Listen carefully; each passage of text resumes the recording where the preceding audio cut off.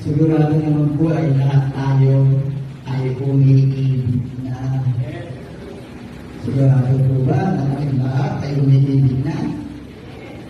Umiibig na sa ating Panginoon Diyos. Amen.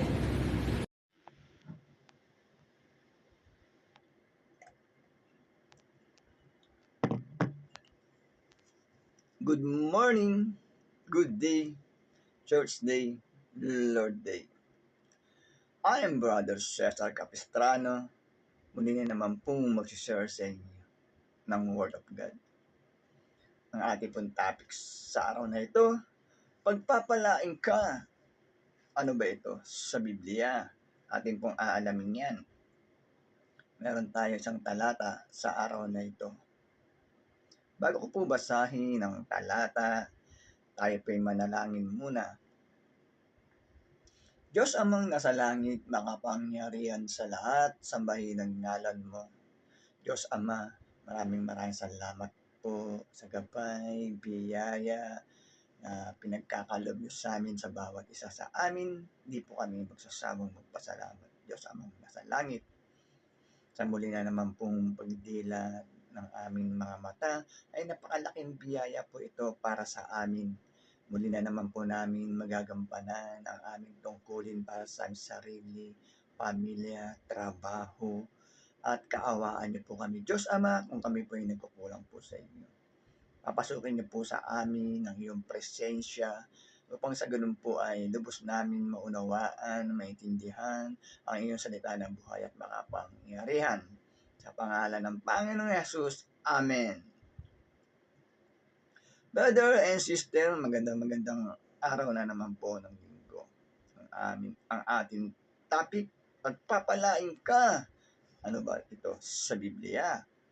Akin na pong babasahin ng talata ay nasa Santiago chapter 1 verse 21 to 25.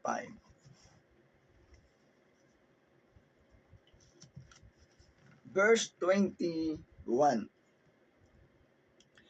Kaya't talikdan ninyo ang inyong maruruming gawa at alisin ang masasamang asal at buong magpakumbabang tanggapin ang salita ng Diyos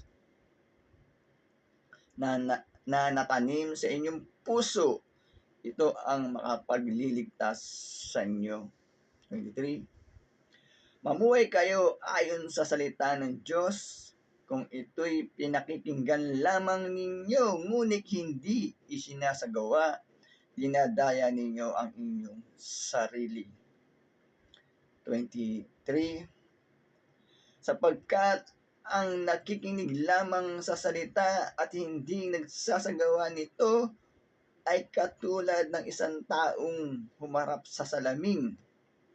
24. At umalis matapos makita ang sarili, agad nalilimutan ang kanyang ayos. 25. Ngunit ang nagsasaliksik at patuloy na nagsasagawa ng kautusan sakdal at nagpapalaya sa tao at hindi isang nakapakinig lamang, na pagkatapos ay nakakalimot, ang taong iyan ay pagpapalain ng Diyos sa lahat niyang gawain. Amen, brother and sister. Napakaganda po ng ating nabasa mula sa Biblia. So, nilalaman po ng talata na pinag-uutos ng ating Diyos Amang nasa langit na aral ng ating Panginoong Jesucristo, na alisin na natin, talikdan ang mga kaugaliang masasama, gawaing masasama. Iyan po ang pinagtitibay sa nabasa natin mula sa Biblia.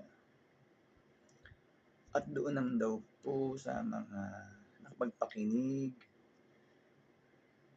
ng mga salita ng Diyos, yung mga pupunta ng church, nakakapagpakinig ng mga kautusan, aral ng ating Panginoong Jesus.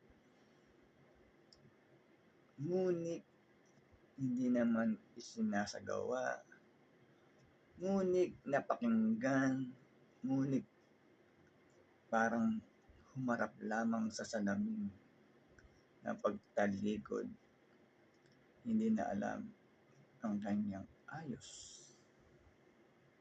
Ang ibig sabihin po paglabas ng church, o nakapagpakinig ka ng salita ng Diyos, pero tapos mong makapagpakinig ay hindi mo naman isinasagawa. Para ka lang humarap sa salamin na iyong pagkatalikod ay hindi mo na alam ang iyong ayos. Ayaw na ayaw po ng ating Diyos Amang nasa langit ng mga ganong kaugalian, kapagkat wala po tayo sa kaligtasan. Ang gusto ng ating Diyos Amang nasa langit na aral ng ating Panginoong Jesucristo, pag tayo po nakapagpakinig ng kanyang kautusan, nakapagpakinig ng aral ng ating Panginoong Jesucristo, dapat po ay ating isagawa. Ito, ating isa puso, isa isip, isagawa natin sa araw-araw kung ano man ang mga napapakinggan natin na kautusan ng Diyos at aral ng ating Panginoong Jesucristo. Ang pangako po ng ating Diyos Amang nasa langit ay pagpapalain po sa lahat ng kanyang gawain ang taong nagkikinig ng salita ng Diyos na isinasagawa po ito sa kanyang buhay. Pagpapalain po, ayan po ang pangako ng ating Diyos Amang nasa langit. Brother and sister, napakaganda po ng ating nabasa mula sa Biblia. Kaya kung tayo pupunta ng church o may mga gawain Bible study o nakapagpakinig ka sa mga social media ng Word of God, ay iyong isa puso at isa isip at isagawa, sapagkat ang pangako ng ating Diyos Amang nasa langit ay pagpapalain ang mga taong gumagawa ng ganon, ng mga bagay na kanyang narinig na salita ng Diyos. Sinasa puso, sinasa isip, sinasagawa. Brother and sister, pagpapalain ang mga ganitong klaseng tao, sapagkat ito ang pangako ng ating Diyos Amang nasa langit. Napakaganda po ng ating nabasa mula sa Biblia. Kaya po sana ay huwag po tayong manawa, makinig every Sunday na aking pong ibinabahagi ng salita ng Diyos na buhay at makapangyarihan, upang sa ganun po magkaroon po tayo ng kaalaman, gabay at control dito sa sanlibutan. Brother and sister, tatapos na po yung topic, tayo po yung manalangin. Diyos Amang nasa langit, makapangyarihan sa lahat, sambahin ang ngalan mo. Diyos Ama, maraming salamat po. Nakapagpakinig na naman po kami ng iyong salita na buhay at makapangyarihan na nagbibigay lakas po sa aming katawan at spiritual.